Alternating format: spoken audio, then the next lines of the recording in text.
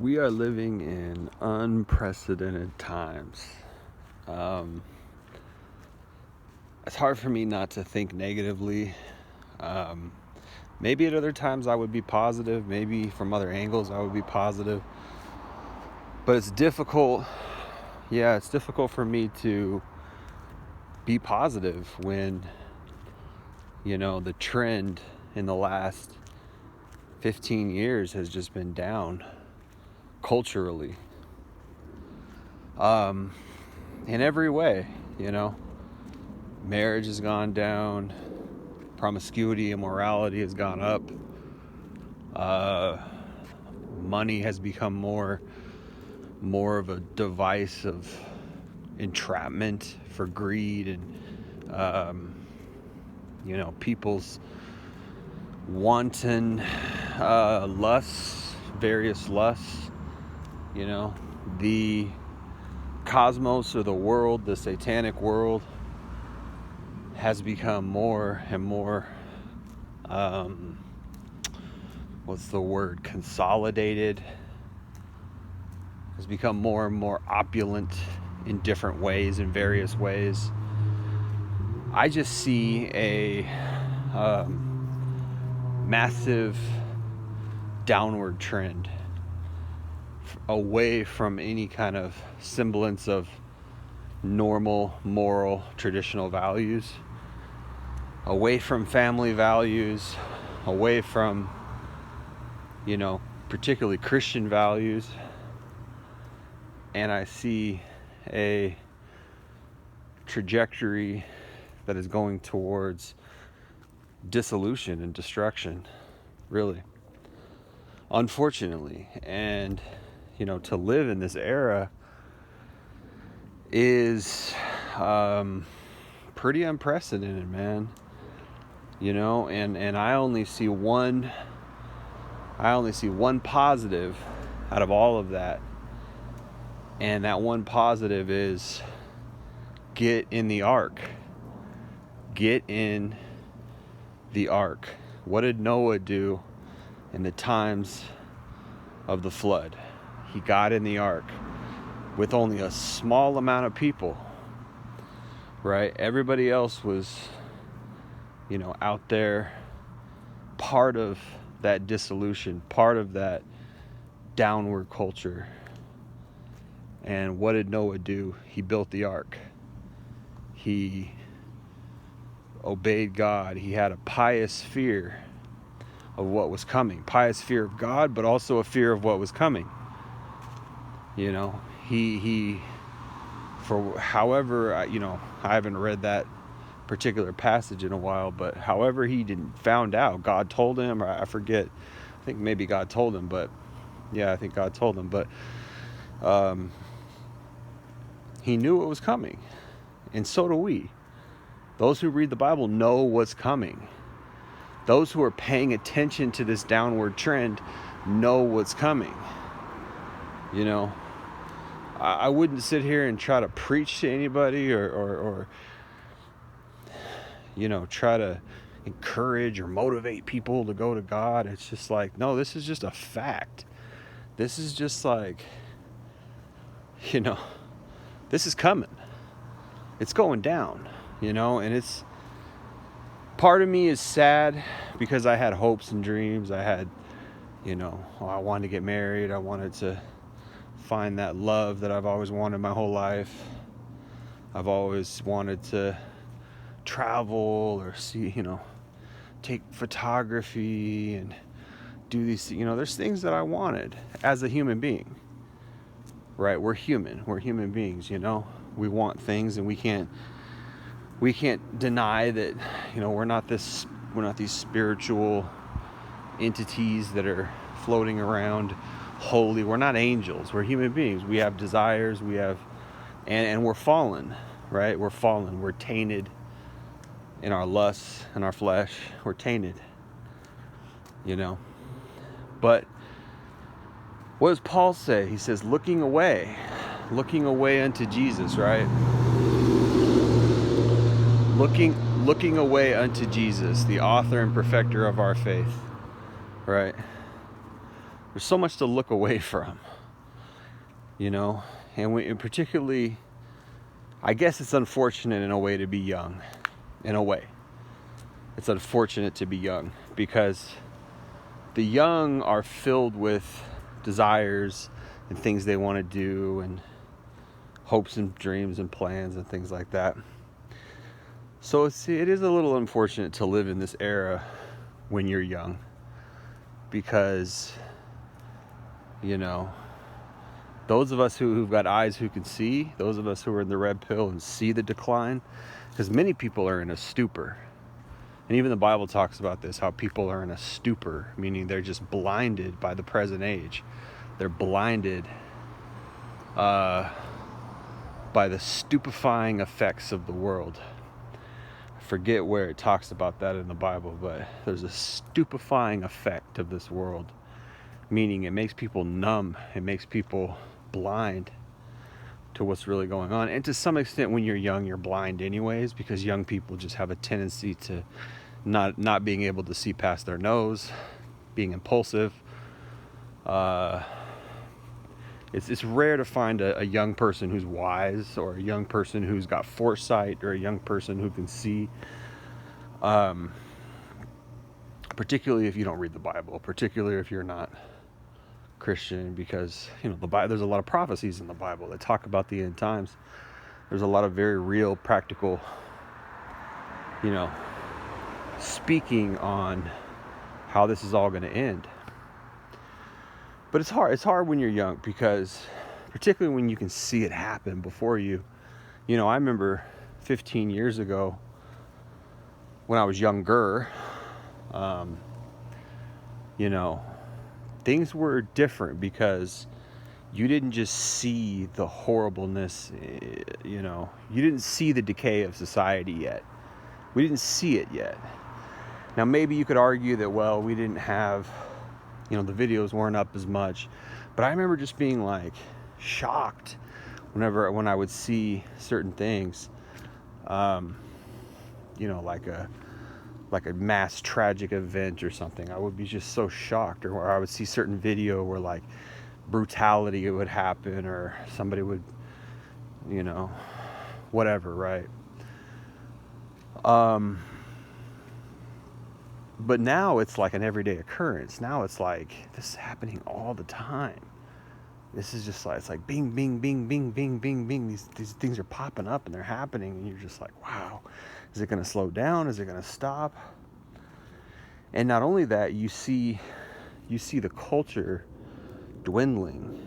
You see the morality leaving.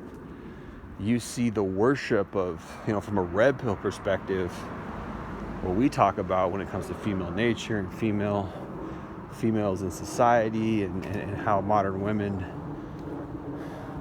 are just downgraded or degrading themselves, etc. You see it everywhere.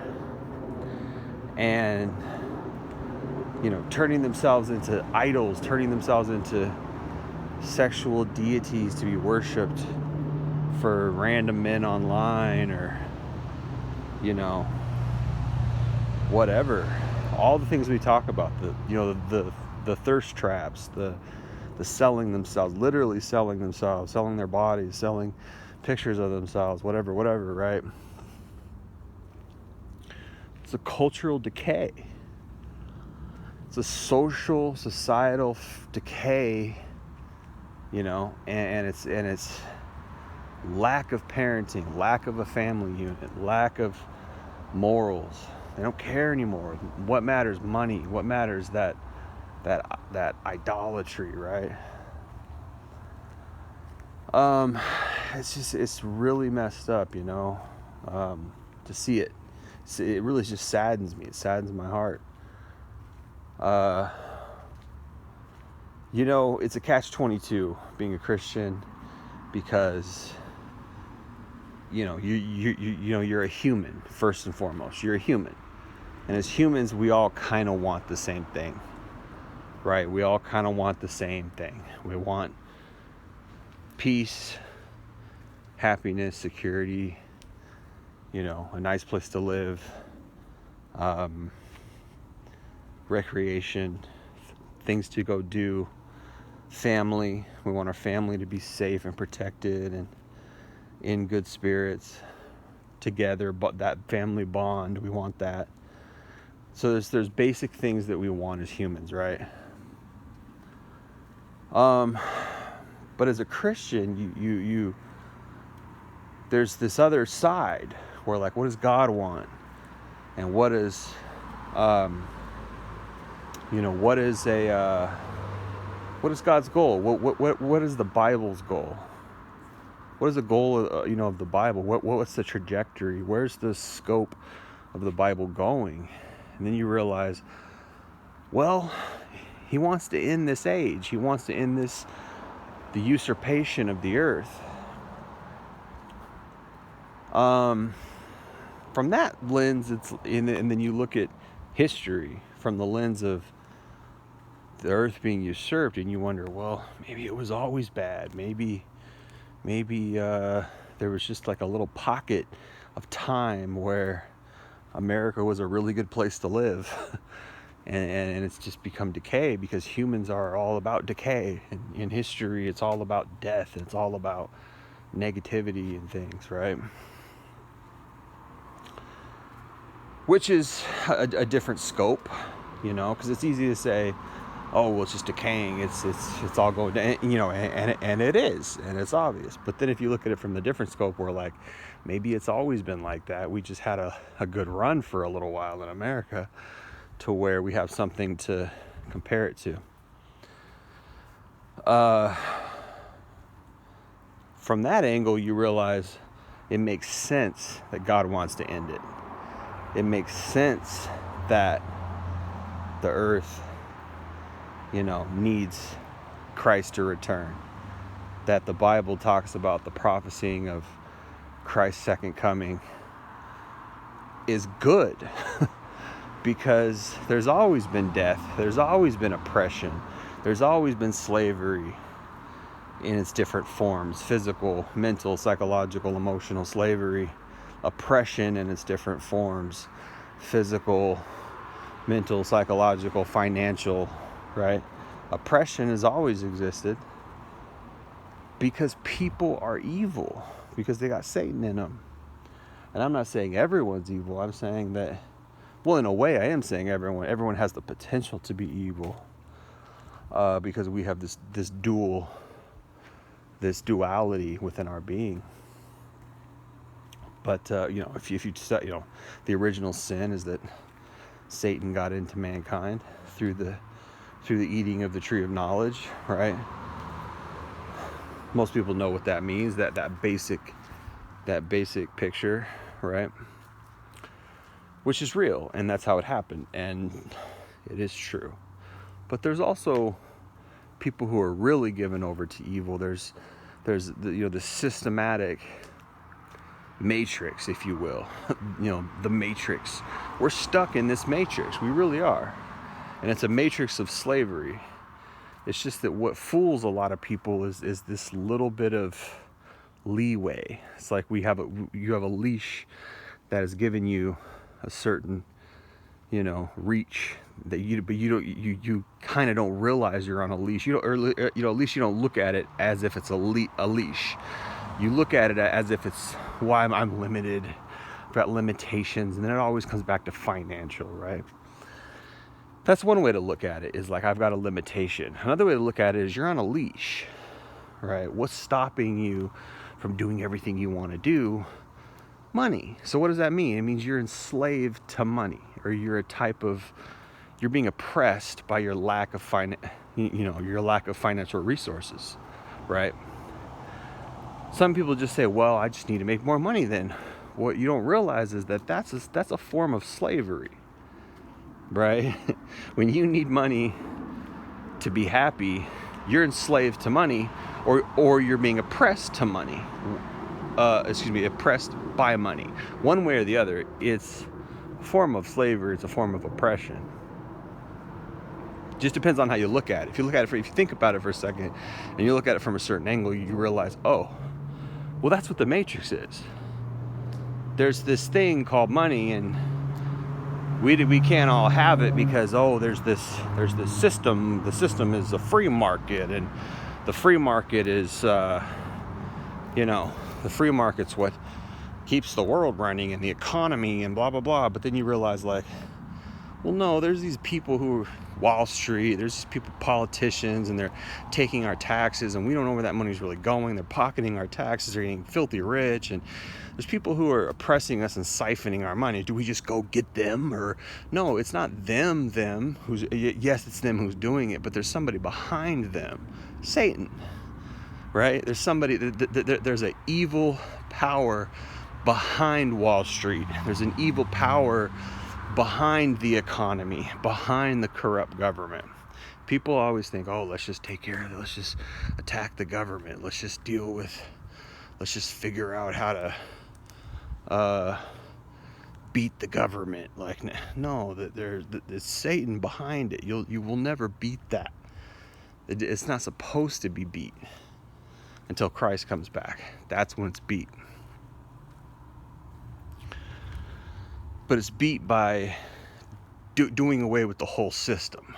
It's not like, oh, there's gonna be no more corruption. Now we can all get money and it's all gonna be good. No, it's not like that. The whole system's gonna be thrown out.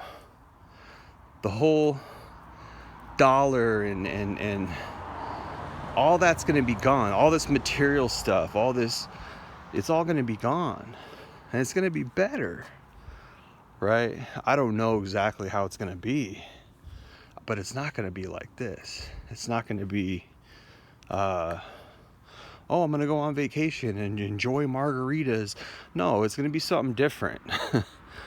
Read the Bible, I guess. It talks about it, in Revelation, I guess, a little bit. I don't know a whole lot about it. But I know it's not going to be like this. It's not like, oh, let me go, now that Satan's gone, I can go buy my Ferrari. Like, no, it's not going to be material possessions like that in the new heavens and new earth. But it's going to be better, meaning we're going to have enjoyment in a different way. We're going to have an enjoyment, and it's going to be a pure, better enjoyment. And I guess we can only get a foretaste of that in this age.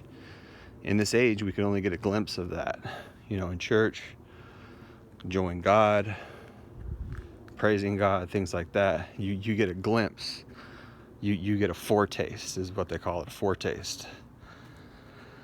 But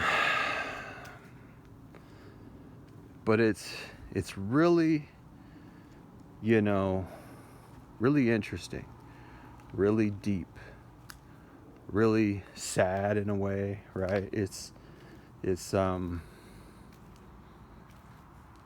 I don't know, to see a decaying society, to see, because we had this, I think America has one of the best propaganda machines as far as media, as far as pop culture, movies, and I think what's behind that is the devil, right? Because he likes to replace God with these good things, right? Really, people should have put their love and trust and faith and enjoyment and hope in God. But what a lot of people did, ignorantly made the mistake, particularly in America, of putting, really believing in this American dream, right? Really believing in this happiness. And I'm not saying that it's not real per se. I'm not saying that it's not. Some people really, really have exploited, and maybe that's not the right word. Some people really, really have gained and benefited from the American dream. Some people have achieved it. I'm not saying it's not achievable. It's getting harder and harder to be achievable, but some people do get it. Now, are those people, used by Satan to what, I've said this before, but what a lot of times what Satan likes to do is he likes to make some people successful so that those people can be examples to other people. Like, oh, whoa, look at Michael Jordan. He's successful. I should be successful like Michael Jordan. And then That's how you become enslaved, is like dangle this, carrot in front of people's face, dangle this, thing in front of people's faces, the success example. Well, look at this guy, he made. And there's always these stories in the media about from rags to riches, I come from nothing and I've achieved this and now I'm all rich, or woo woo woo, right? Many of those type of stories. And I think Satan does that to keep people going, to keep people hoping, and then it's never going to happen, because he doesn't want people to read the Bible, to turn to God, to find an alternate source of happiness, find an alternate source, of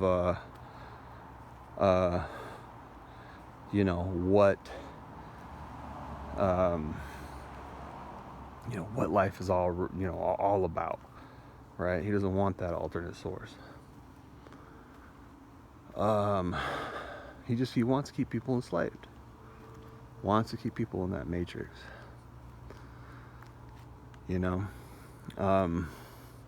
wants to keep people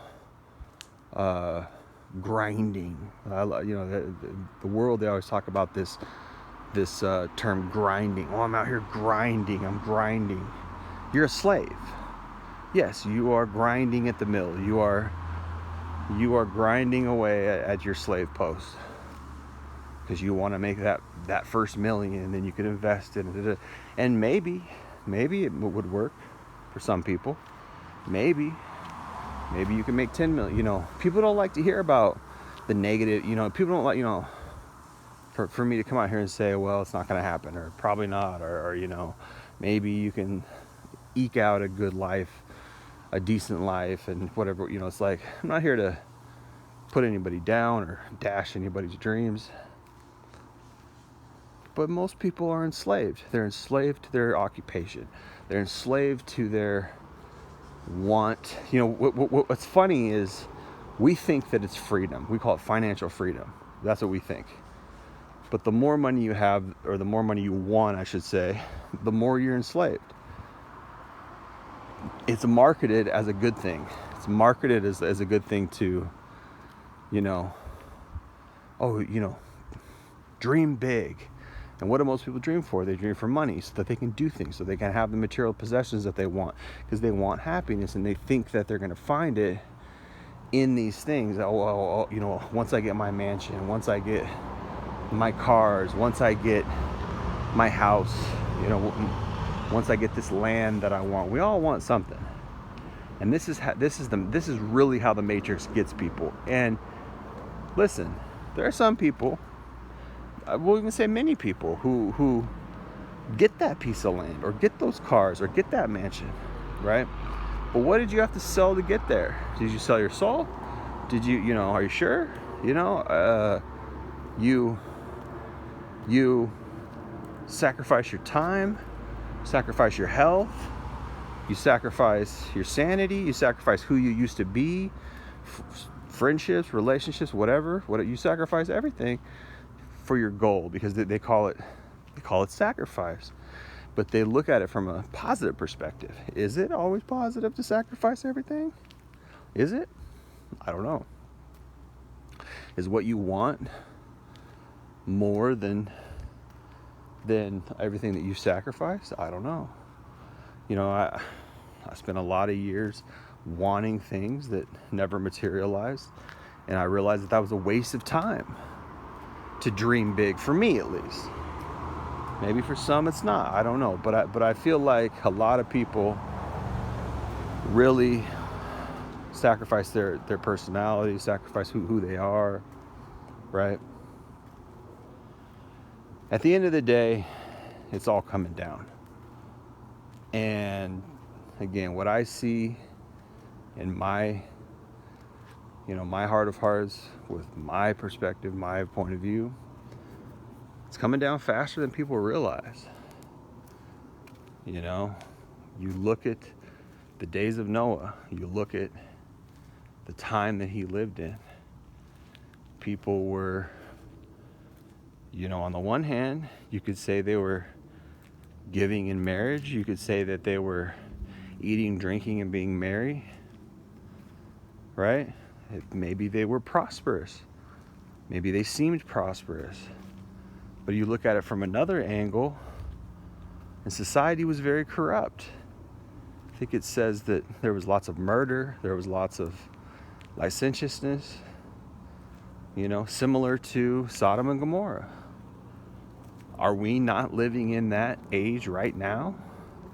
Maybe there's prosperity. Maybe many people are achieving their financial success, or maybe it's just like I said, maybe Satan has allowed some people, or maybe many people, but billions of people, no. Most people are middle class. Most people are middle to lower class. So not everybody's achieving their dream. And even if, let's say, you're upper class, even that is tiered. There's really a 1%. There's really, I would say, 1 to maybe 5%. Probably not even 5%. Probably, they call it the 1% for a reason. 1% of people are successful. And what does that mean? It backs up my point that, hey, these people are chosen to be examples of this is what you can achieve, right? But like the days of Noah, right? Like the days of Noah, so will the coming of the Son of Man be. What were they doing? Eating, drinking, being merry, giving in marriage. What are we doing today? The same thing. But look at how corrupt it is. Look at the situation of marriage. Look at how defunct it's become. Look at how licentious, how immoral people have become. Polyamory, swinging, pornography, right? All these things, all these negative, horrible things that have come into society that we just don't talk about as if they're bad. People don't even mention it. People are so, it's not even shocking anymore. It's normal. It's normalized. This whole,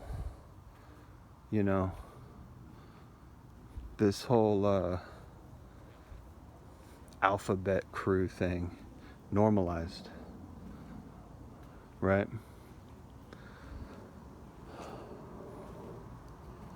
Very, very telling, and to see it from a young person's perspective, to see it from somebody who's not too old, not too young. If you're too young, you have a hard time really, particularly if you don't have anything to compare and contrast it to. Again, I remember 10, 15 years ago, it wasn't this bad. People are not paying attention. There's a song by a guy named Coolio, who passed away, actually, a rapper named Coolio. He had a song called Gangster's Paradise. Pretty sure it's Gangster's. He had two songs that were super, super popular in the 90s. One was called Gangster's Paradise. The other one was called I'll See You When You Get There. Pretty sure this lyric is from Gangster's Paradise, not I'll See You When You Get There. They're both pretty good songs. I'm about 90, 95%, 98% positive it's from Gangster's Paradise. But he says everybody's running, but half of them ain't looking what's going on in the kitchen. Right? Everybody's running, but half of them ain't looking what's going on in the kitchen. Most people are stupefied. They're not paying attention to what's going on. They're not paying attention to what's cooking in the kitchen. What does that mean? There's something brewing. There's something going on, right? And when you have to look at it from a certain angle. You have to look at the world from a different angle. If you really want to escape the matrix, if you really want to find out what the matrix is, you have to pay attention to what's going on. Look at the wars. Look at the government situation. Look at the immorality in the social fabric. This is all patterns and designs of what Satan's doing. You see? So how do you escape that? How do you escape the matrix? What does the Bible says? The Lord says, "Come out of her, my people. come out of Egypt. What did he send Moses to do? What did he send Noah to do? To escape the culture, escape the society, to escape what they were under. And what they were under was oppression. It was slavery through financial or sin. Really, God came to free sinners. Jesus came to free those who were enslaved to sin. And just like a spider's web, right? Just like a spider's web traps flies, right? People are entrapped by this system because there's a net out there that traps people, and there's shiny, enticing things. Oh, look at those new shoes. Look at this cool car I want. Look at this beautiful home. There's something, and it's always these good things, right? Good things entraps people. Oh, sex is so good. Oh, I feel so good when I'm high on this on weed or this drug or whatever. I feel like I'm on cloud 9. A million different traps, whatever it may be. Eating, some people are trapped with food, some people are trapped with clothes, some people are trapped with the want of a new car or a new boyfriend or a girlfriend. They're always wanting something new. Nothing's ever satisfying them fully. Why is that? Because we're created in the image of God to contain God. We feel best. We feel normal. We feel happy when we're close to God, because that's our Creator. He created us as containers to contain Him. And people don't realize that. People can read the whole Bible over and over again and never realize that God wants to dwell in man. God wants to live inside of us. He wants to be our happiness. He wants to be our substance. But people are counterfeiting God. People are substituting God for something else, right? Some type of idolatry, whether it's worship of women, worship of money, worship of clothes, material possessions, worship of cars and houses, material possessions, worship of good times, even worship of vacations.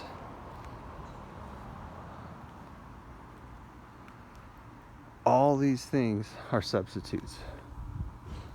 What is an idol? An idol is something that replaces God. An idol is something that replaces God. It's a substitute. We all have a capacity to contain God, and yet we are being, that part of us is being substituted out with something else. Whatever it may be. Comic books, sports, right? This is the world. This is the Matrix. You really want to escape the Matrix? There's one way. Get close to God. That's it. That's how you really escape the Matrix. It's not necessarily self-discipline, although self-discipline is nice. Self-discipline is helpful. It's not necessarily meditation or character improvement, although those things can be helpful and they're nice, right? It's getting close to God. That's how you leave the Matrix. What did God say to Moses to tell the people, to tell Pharaoh? Let my people go so that they can serve me in the wilderness, so that they can serve me in the land that I have chosen for them. Canaan. What does Canaan represent? Canaan represents the enjoyment of God. Canaan represents the human spirit. Canaan represents Christ as the good land. What does John 4:24 say? John 4:24 says, God is spirit. Those who worship him must worship in spirit and truthfulness, right? Canaan, Egypt, is a type of the flesh. Egypt is a type of the world. The wilderness is a type of wandering in the soul. And Canaan is a type of entering into Christ, entering into the enjoyment of Christ. The only way to really leave the matrix is to get into God, is to get close to God. I've lived in nice areas. I've lived in poorer areas. I've lived in poverty. I've lived in relative luxury. You know, I've never had a lot of money in my bank account, but positionally, area-wise, I've experienced these things. I've experienced both types of lives, right? There is something to be said about living a life by a lake. I lived by a lake with very close to very rich people. I lived in an apartment, but it was close to where very rich people lived by a nice lake. So I kind of know what that life's about. I lived there for about 10 years. I kind of know what that life's about a little bit. It's nice. It's nice. There's a type of peace there. But even that, even then I wasn't as happy as I was when I'm with God. God is a sphere, in a sense. God is yes, it's spirit, but there's a yes, he's spirit, and yes, we worship him in our spirit. But if we're close to God, he's a sphere that's around us, which can transcend your physical circumstances or your lack of, physical whatever. To have the enjoyment of God is to transcend, whether you live in a poor area or whether you live in a rich area. Either way, God still wants us to transcend, because the earth, whether it's beautiful or whether it's, poverty-ridden, whatever, is all part of the matrix. It's all part of, there were still people who were miserable in that rich area. There were still people who were burdened and weighed down by the anxieties of life in that rich area. You could go to a poor area and there are some people who are free from that. You see, and then you would say that, well, life is all about a matter of perspective, and you would quote, I think it's Henry David Thoreau, who said, to different minds, the same world is a heaven or a hell. Maybe. But when you get into, my point is that when you get into that sphere, when you get into God, you realize, oh wow, it doesn't matter what circumstances I'm in necessarily. Not to say your circumstances don't matter at all. They do, they affect you, I get that. But when we have God, we transcend this earth. When we have God, we kind of are enlivened within. And I've been in those rich places when I wasn't enlivened within. And I would say, okay, physically, outwardly, those physical circumstances were better than other areas. Sure. But that doesn't mean that I was fulfilled. That doesn't mean that I was still had peace or harmony within me. You can live in a mansion and on the nicest place in the world, and you could still be miserable in your heart, because our body is a type of sphere. It's a type of environment, our body even.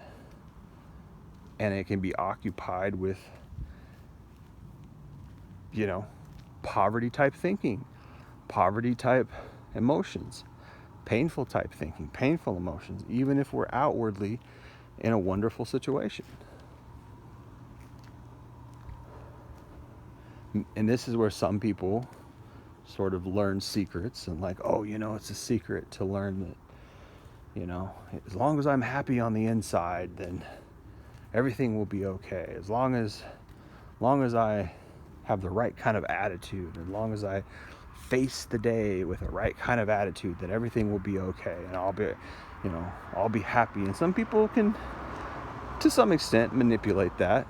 And yeah, this person has a really joyous attitude. This person has a really can-do type of personality, and it helps them, in their adverse scenario, and there's some merit there. But it only goes so far. Why? Because again, we are created in the image of God to contain God. So we can only be fully fulfilled, fully happy, deeply satisfied when we're close to God. So not only is it the only way to leave the matrix, it's really the only way to be satisfied ultimately, because everything is an oppression. This is just, there's a force here on this earth that is downward. There's a force here on this earth that is negative. There's an energy, and it's an evil energy, and it's not God. It's Satan. He oppresses people. He wants people to be depressed. He wants people to be miserable. The way to escape that is to get close to God. And part of that is leaving the world, leaving the matrix, leaving all these temptations, letting them go. It's hard to hold on to the temptations and God at the same time. It's hard to hold on to the world and the good land at the same time. In fact, I would venture to say it's impossible. This is what Jesus said when he said, you're either for me or you're against me. You can't love two masters. You can't love two masters, either, or you're going to love one and hate the other, or hate one and love the other. This is what he said in the Gospels. It's very true. When you try to live a double life, it's pretty miserable. You're what's that saying? Jack of all trades, master of none. What does that mean? It means that you got your foot dipped in a lot of different things. You're not going to be an expert at any of them. You might experience different things, but this is why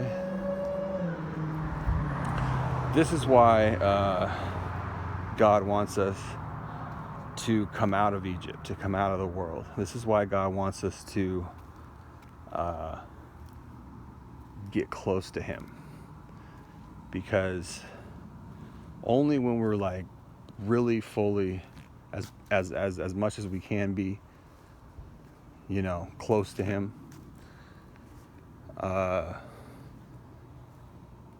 can we really achieve and fulfill true happiness, true escape. Only when we're truly close to him, and we are watching this earth dissipate. We are watching the world go down. To some people, it's going to be a massive shock. To those of us who have watched it decline, it's not going to be as much of a shock, but it's still sad, because we had hope for the future. It's our generation, whether it's 5 years from now, 10, 20, it's going to be our generation in our lifetime, for sure, no doubt about it. We can't go on another 100 years like this, as rapidly as we've declined. I don't see it. I don't see it.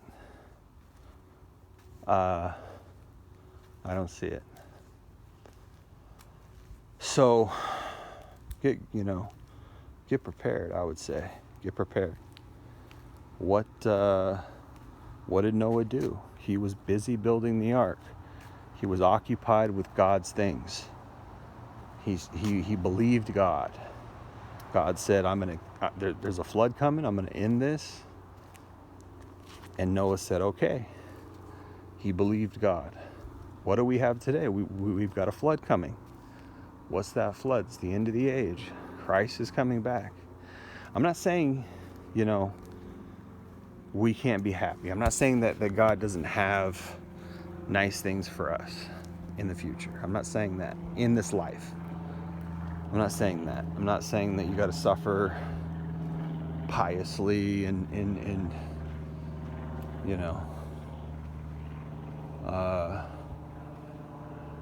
religious asceticism,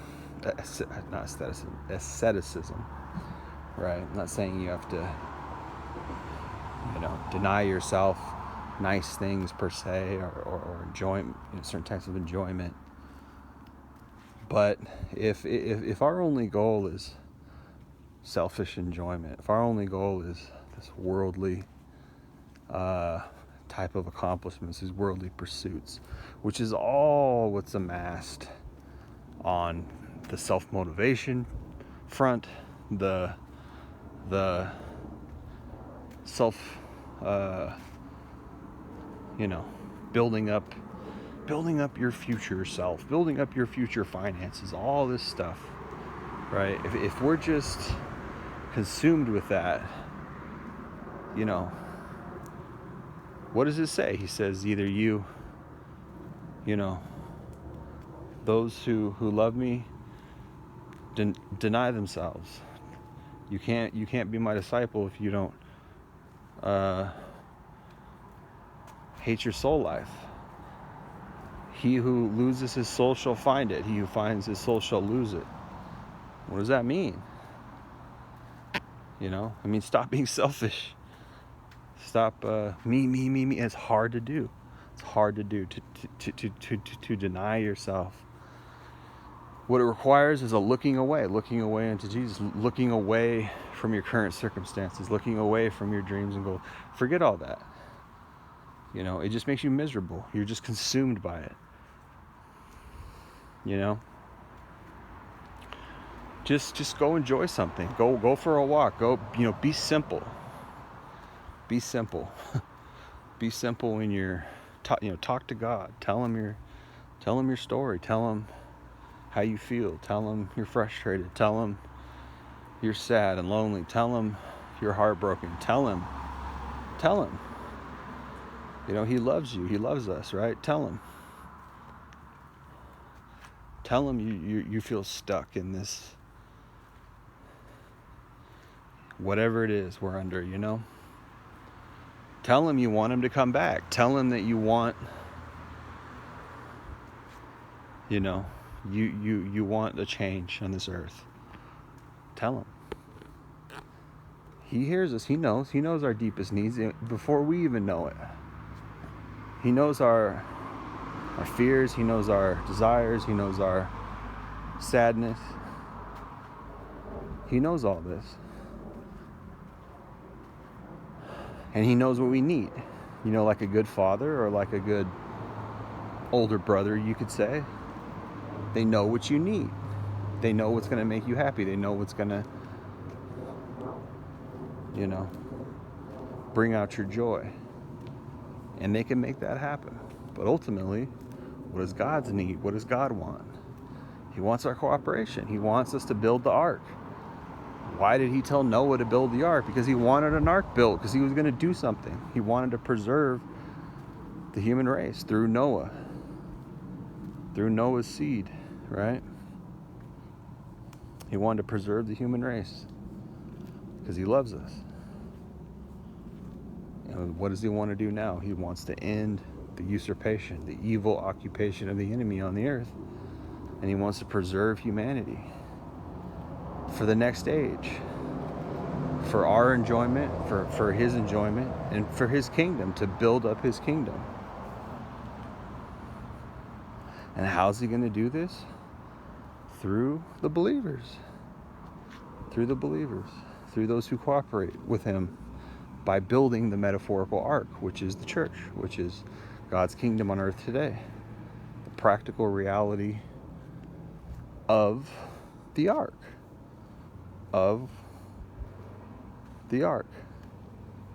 Which is going to preserve humanity. And when the floods come, when this age ends, that's what's going to, be resurrected. And everything else is going to be pushed off. Everything else is going to be burned in the fire. Everything else is going to be dissipated. All this material junk gone. All the ego gone. All these famous, all the education institutions, all the government, all the financial material, everything's gone. All of it burned. None of it will survive. None of it is in the New Jerusalem. None of it is in the next age. None of it's gone. Something new, something fresh, something of life, something without the enemy, something without Satan, something without the usurpation, the evil occupation, something without that, something without the temptations, something without the sadness, something without the death, something new, something alive, a resurrected human life, a resurrected human, I don't even like to use the word society, but